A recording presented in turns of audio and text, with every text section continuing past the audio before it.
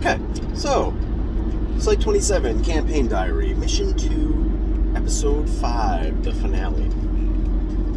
So, first, this mission, or the end of the last session, started with a combat against the main antagonist of this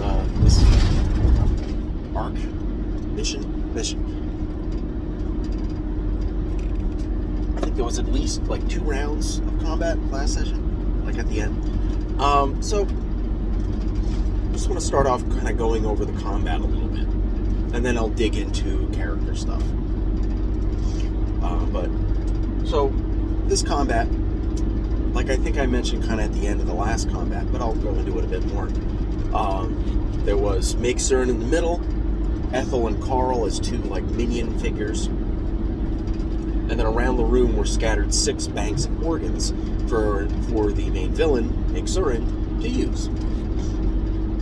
There were 2 lungs stationed kind of at the doorway, making a killing box that both lung systems could bombard the players with acidic breath if they stayed there.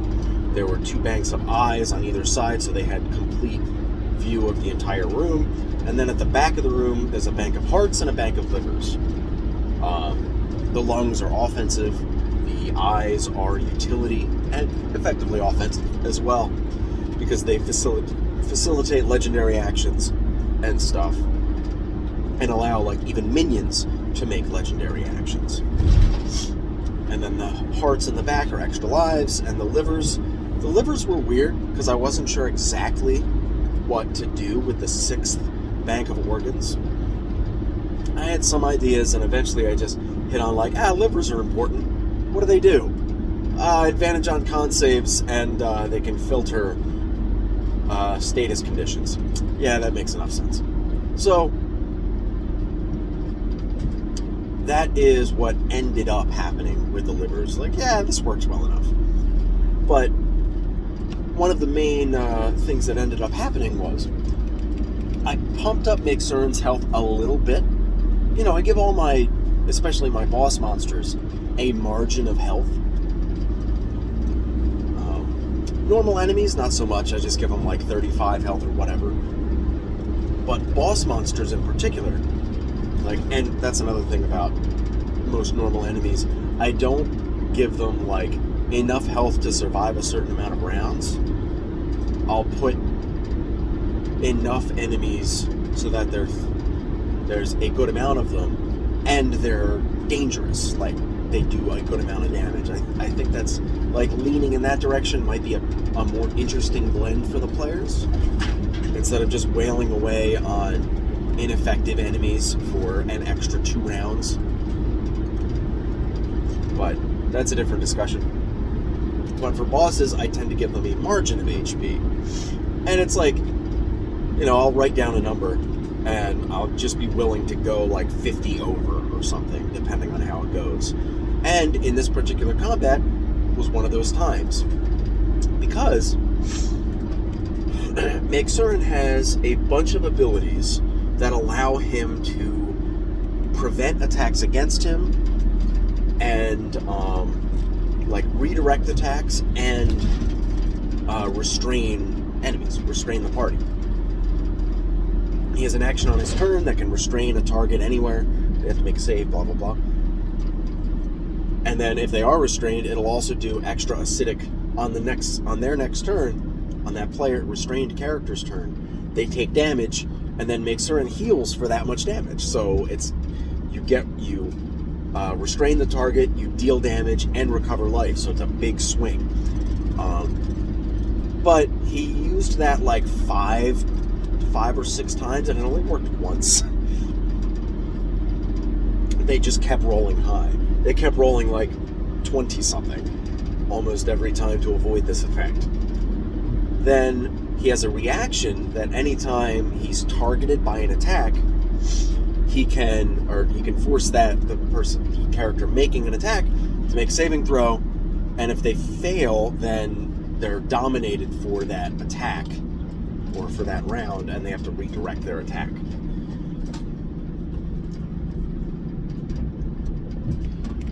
But That was attempted, I think, 3 times, and it only succeeded once. And on top of that, Make Certain also had an AC of 21. So pretty high AC, right? Well, players kept friggin' hitting him. And I included another mechanic where he has kind of what I'm going to call peelable armor, which is like he has a high AC, but it's removable. But he can refresh it on his turn.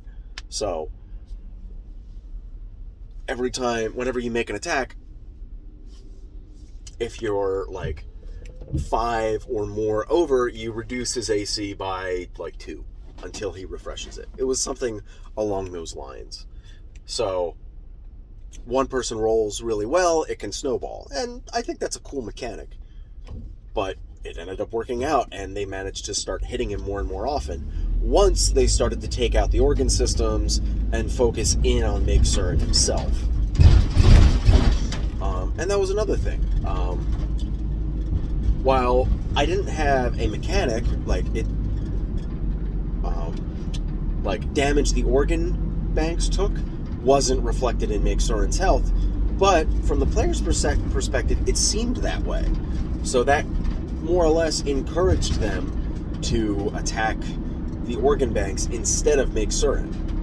Because ideally, yeah, you would want to focus all the damage you can on Make Certain instead, because he's the big target, and focus him down and get rid of him first. But instead, I just made it fairly obvious that he can use the organ banks to do all these extra effects, and also the organ banks are much faster to kill. It's much faster to kill them instead of trying to burst down Make Certain, because Make Certain would take, like, if every attack hit and they burned all their resources to do it, they could probably, the current party's current composition, they probably could have done it in like 2.5 rounds with like perfect strategy and burning every resource they had. But that's unlikely. And it would require a lot of like luck on their part. But so I ended up narrating, like, anytime they got rid of an organ bank, Make Certain seemed to feel it.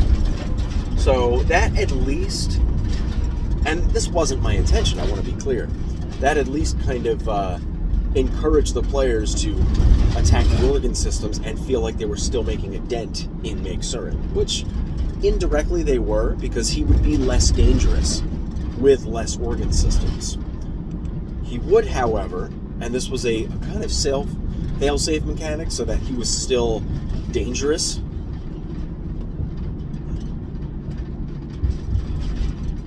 There was, for every 2 organ banks he lost, he would gain a legendary action. Or, as I'm calling them in Insight 27, anomalous actions, just because, you know, it's fun.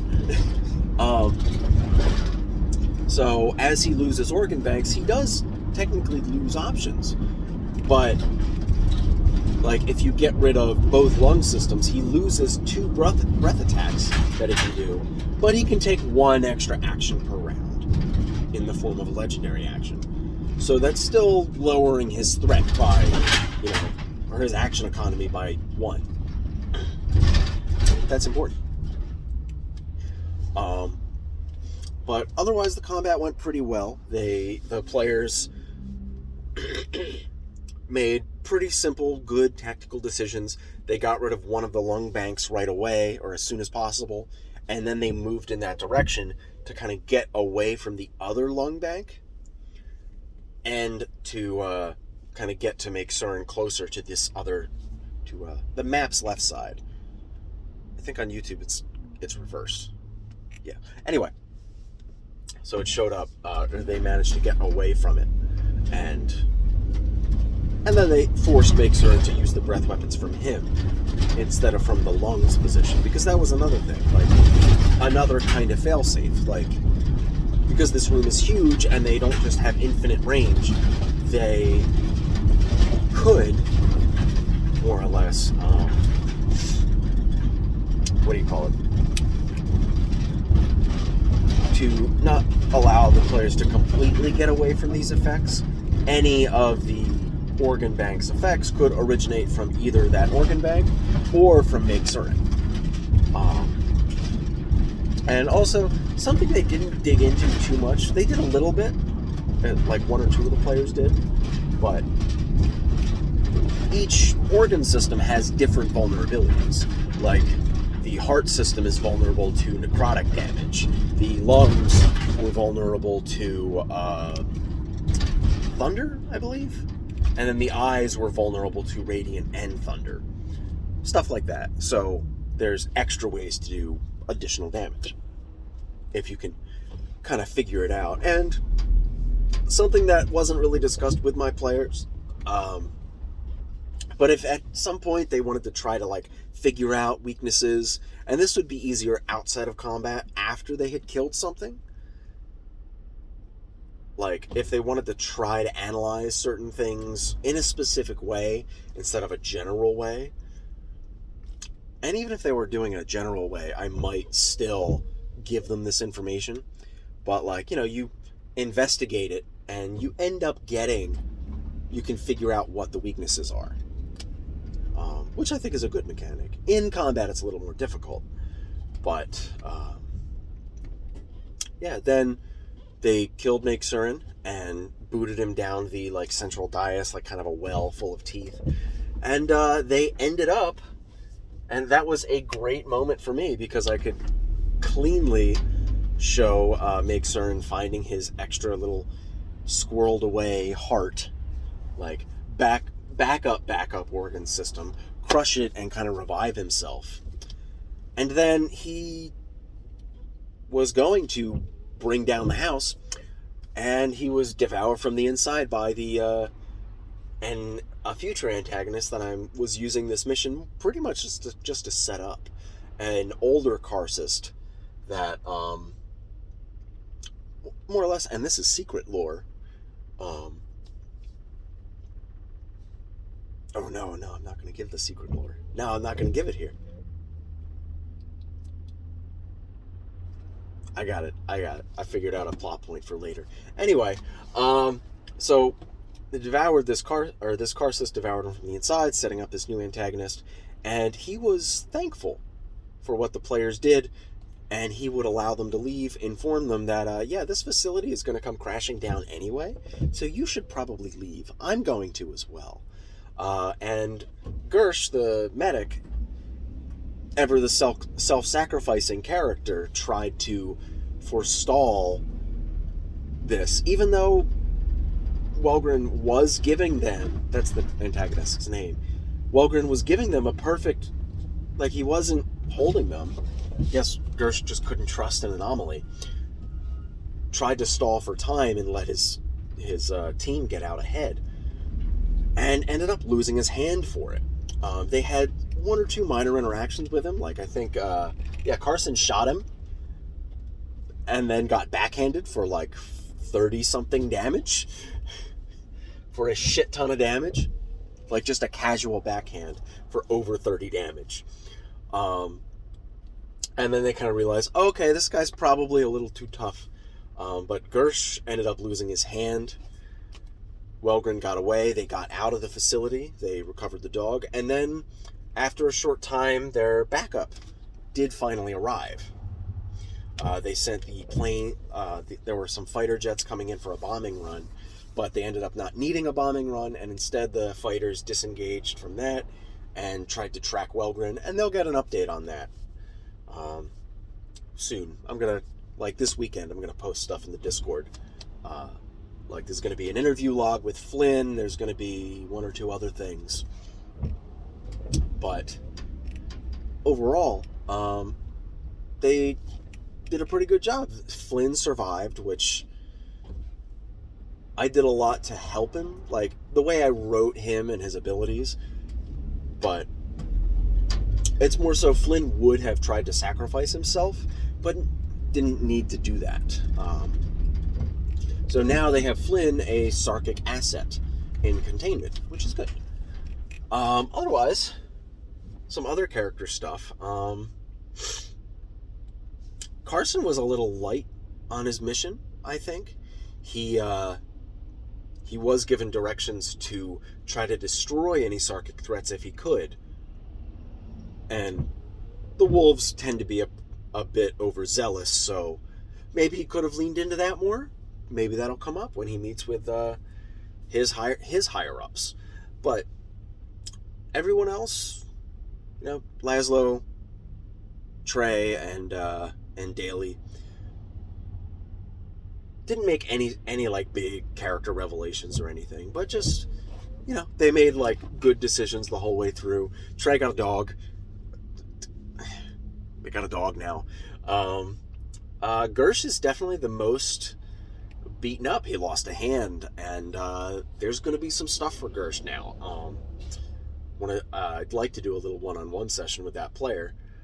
Could be over Discord, over text as well, but yeah, what else? There's got to be something else to dig into, I guess.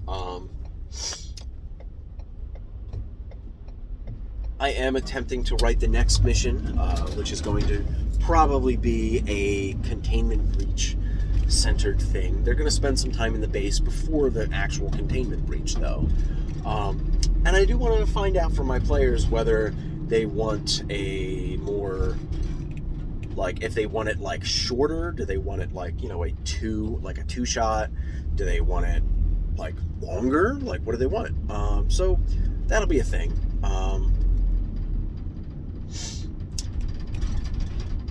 Oh, yeah, there's one or two more things to dig into. I think there were a few decisions that I made early on that sort of hamstrung me later on. Like, or rather, like decisions I made later on, and then I realized if I had made them sooner, I could have done more stuff. Like the section where they had to break a heart to get into the final room, like the breaking these beating hearts is like a key, is like the lock on a door. I could have just had more of those. Or like have some that were inactive, and then for the final escape out of the facility, there could have been more of these doors that slam shut, and then they would have to find the heart in the room while the whole facility is caving in. But I didn't really set out to do that type of game where you're like trying to get out of a friggin' collapsing facility. But that's something cool for later. Just the fact that I'm like being able to recognize that and like a missed opportunity like that, I think is important. Yeah, maybe I'll do a whole separate video on like, I guess like murder mystery, like I'm calling them murder mysteries, but like planning a mystery and leaving the right kind of clues and stuff.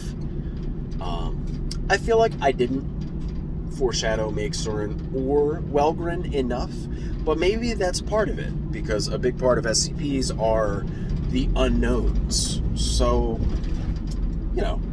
maybe it's better that I left stuff unknown. I don't know, but I'll give it some thought, and maybe I'll record another video about that subject. That's it for now.